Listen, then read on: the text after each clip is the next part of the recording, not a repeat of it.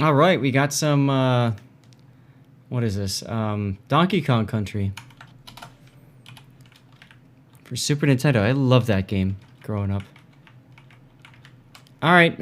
Well, Big O, I don't need to ping you on the Discord because you're already here.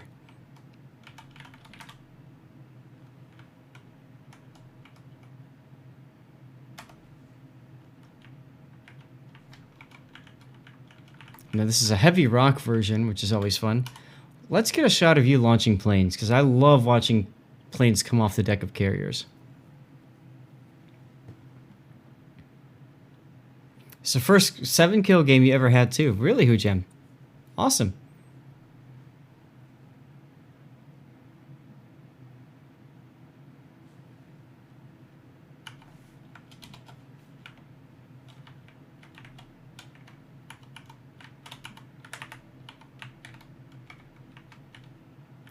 There we go.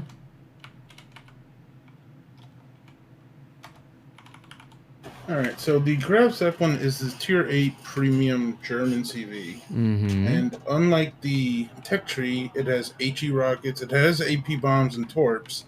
However, the torps are slower, and the AP bombers don't fly as high.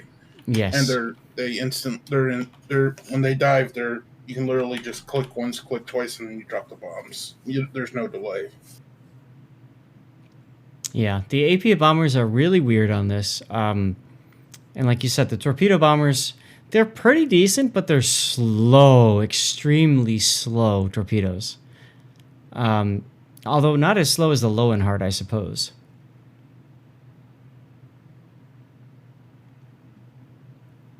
So you immediately sent planes back. And now you are moving to spot. Recon first, damage second. Say that again, what? Recon, get the recon of where all their ships are, and then go for damage. Gotcha, okay. The Graf Zeppelin is a real steel ship.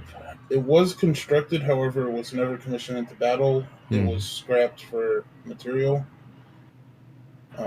In the game, on top of having planes, she has decently good armor for a CV. Decently. Yep, and secondaries. Equipped with 105s and 150s. And yeah, pre-commander I can't say it.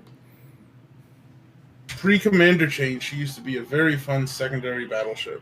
Her secondaries are still as accurate, except now she doesn't have IFHE, so her 105s cannot pen 32 millimeters of armor. Mm-hmm. Naming battleships there. Hello. However, the 150s can, but there's not as many. Right. Now, I noticed that you are running Lutyens, which is what why not, right? Because, again, with the commander rework, now you can put these special commanders on all ships. All premium ships, I should say. Actually, that was even before the rework. You didn't have to retrain them. Well, before the rework, the problem with that was he if I remember right, didn't he have the specific trainings or whatever for whatever class it was that he was playing? I think. Could have sworn. No, you had to redo the skills. You could put them on any ship, but you had to redo the skills. Right, that's what I mean. Whereas post-commander rework, you can keep those skills. And switch out ships. Mm-hmm. Dump too many planes at the start? Doing that is you're just basically saving planes for later so you don't lose them all while getting the recon. So, okay. But what SAT's arguing is, since it's your top tier, and that's a decent point, it's tier 6 to 8, you don't have to worry too much about plane preservation.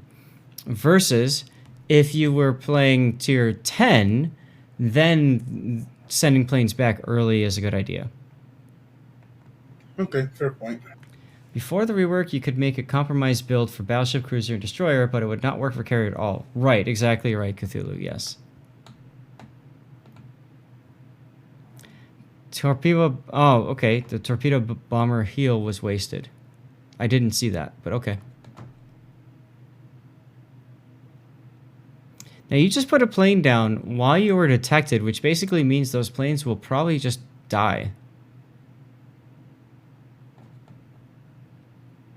And my understanding is you want to approach a cruiser from the side if you can with these AP bombers?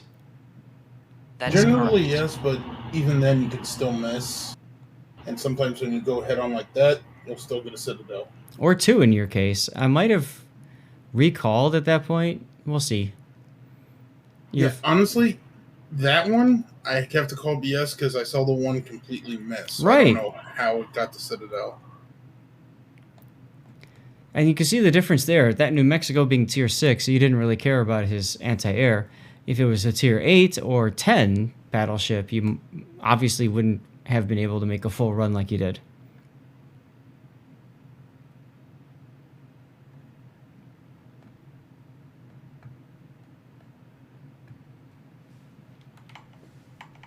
I would start moving the carrier a bit closer now. And why is that, sir? The longer you fly your planes, the less damage you are doing. So, and it looks like it's pretty safe to move into the 7-8 line. Okay. Based on the fact that you've got 3 ships moving down the 9 line, and the only thing stopping them is an Akizuki. I would agree with you You've there. got 5 ships there, Mhm. and you don't have any real presence. The enemy doesn't have any real presence there. They've got the Yep. area in New Mexico, and they can't shoot islands. Now, it does look like Big O was kind of listening to you ahead of time because he already started moving his carrier. So that's good. Now, also with loot yens, this is something I did not do when today, but well, I was using the Parseval, which is a tech tree ship.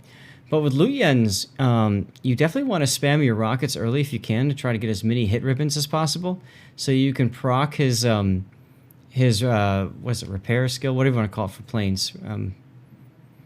Reload time. Yeah, It essentially reduced the regen time. regeneration. Thank you. Yeah, so basically your planes regenerate quicker that way. So in a ship like this, you want to go for as many ribbons as possible. So rockets primarily, followed by, God, I don't know, torpedoes, I guess, maybe, or bombers Also- are fine. Also, your rockets are more effective against larger ships. They're kind of like Tiny Tims. Mm-hmm. So you see that New Mexico there? Yeah, That's a good target to whack. it's absolutely a good target to whack with those rockets. CFMN69 has one. Congratulations. That's right, the onboard plane factory. Thank you, Tashkent. Good to see you, by the way. The only thing is versus the tech line, the rockets on Graf Zeppelin and Graf Zeppelin B, they're highly inaccurate. But when they hit, especially on destroyers, they hit. That's very true. Now, that rocket shovel was completely wasted. You totally whiffed that one. Yeah, do a lot of whiffing. I mean, that's the hard part about carriers, right? Is now with that delay time built in, it's a lot more difficult to line up your shots. No longer as much a point-and-click adventure as it used to be, right? Yeah, you're losing a lot of damages because of that. If you went for New Mexico, you would have probably gotten, you would have gotten a lot more. Mm-hmm. More rocket hits, all that kind of stuff too. Like, I find you're going for destroyers very often, but Graf Zeppelin excels against cruisers and battleships. You should probably use that to your advantage. Now, that could be because he's used to playing carriers, and in general with carriers, you want to make destroyer lives painful by keeping them spotted, right? Yes. Nice kill on the Gator. It's a pretty common mindset for players to focus on destroyers. I find the better players tend to space out a bit more, and a lot actually even go for cruisers and battleships. If you can beat the battleships back and the cruisers to the point where they don't feel comfortable being so far up front, nice citadel there. You could definitely get a lot of damage. I think you would have been better going for the Cheshire there, though, because it's only one anti-air bubble instead of 2 that you're flying through. Cheshire does have deceptively good AA, so... That's true. Not a That's why lot I of players avoided know him. that. Okay.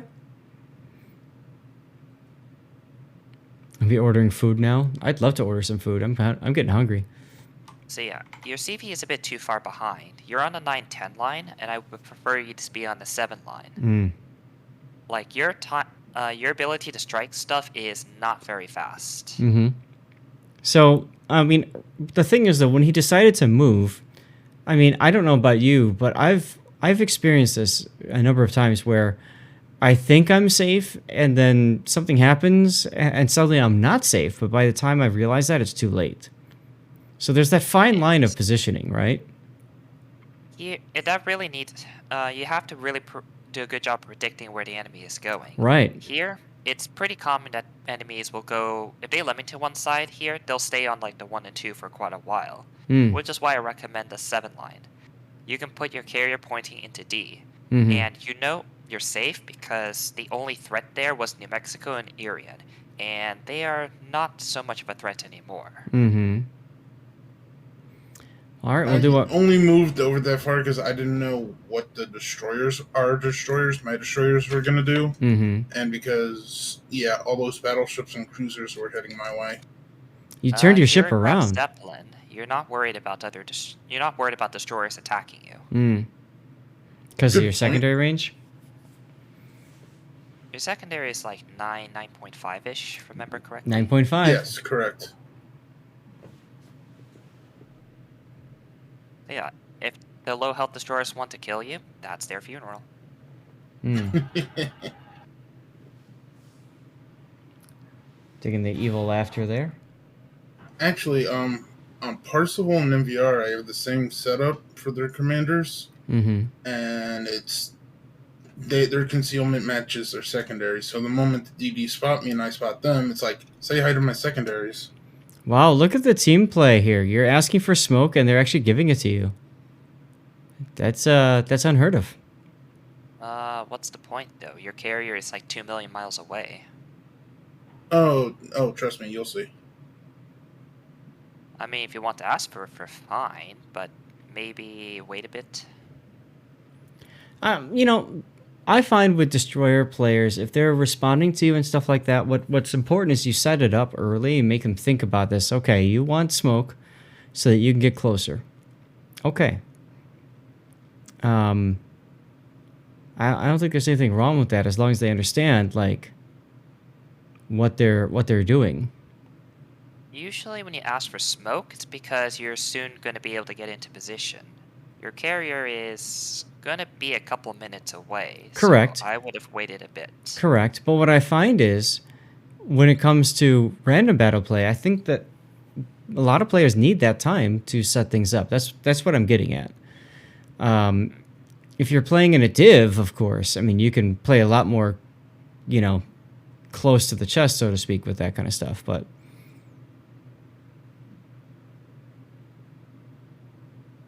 Don't really have that experience. I find that they half the time they don't even respond in chat. Correct. The other half is that they forget that you exist. They forget like 5 seconds later. right. So I mean, for your first point, that gives you a little bit more time for players to respond to you.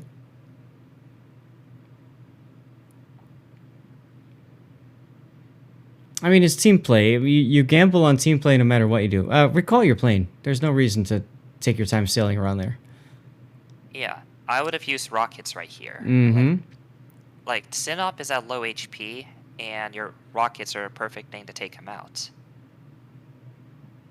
Yep. Now you're choosing your AP bombers instead. Like, there's no what else are you gonna use your rockets on? Destroyers that are already dead? Hey, there you go. Kill a dead ship. Mm-hmm. Mobius, The take other care, thing- dude. Thank you for hanging out. Good to see you. Another thing is your AP bombers are not very accurate. They're not reliable for taking out ships. Hmm. And with a low health Synop like that, you want to prioritize hitting him to get the last hit. Right. So you get the kill.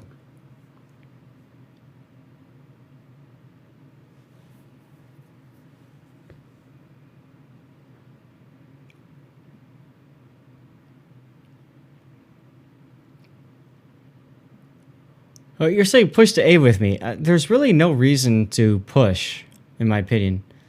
You guys have the point lead. You've got the ship lead. damage. Well, okay, yeah, but I mean, you also run the risk of throwing the battle. Why are you approaching a Kansas bow-on like this? You'll see. You'll see. I'm not going to spoil it. You'll see.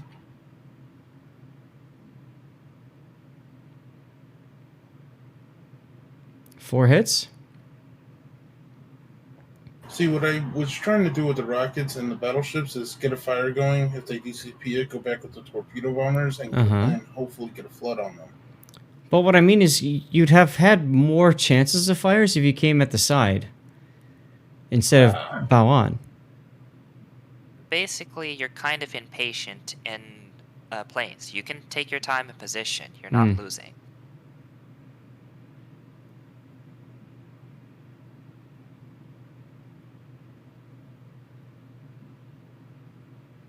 You're also. It looks like you're wiggling around quite a bit, so the ready kill is not. It's not closing as fast as it could be. Gandalf brings a good point. By the time you're dropping, you have no more boost left, so you can't dodge flak as easily. And now you're down on planes, so now you get to play ship piloting simulator. Judging fine here. Graf Zeppelin can survive in close range combat for surprisingly long. Well, yes, because again, it has good armor and it has turtleback and a 60mm bow, actually. Yep, and there's actually destroyers that are smoked in front of you too, so you can go into that smoke for refuge. Ship of the Line simulator, that's right. Now I see you're trying to slow down so you can get into the smoke, but you mistimed it a little bit. I quickly fix that. Your bow is 21mm, by the way. Oh, it is? I thought. No, I think that's the MVR that has 60. I could be wrong. All carriers should have 21. You just launched the plane and then recalled it immediately? I dropped a fighter to keep it spotted for us. Oh, okay. You have your own fighter hovering above you. Oh, I did not see that. Because you're spotted, so that's a good point too. Okay. All right, chat.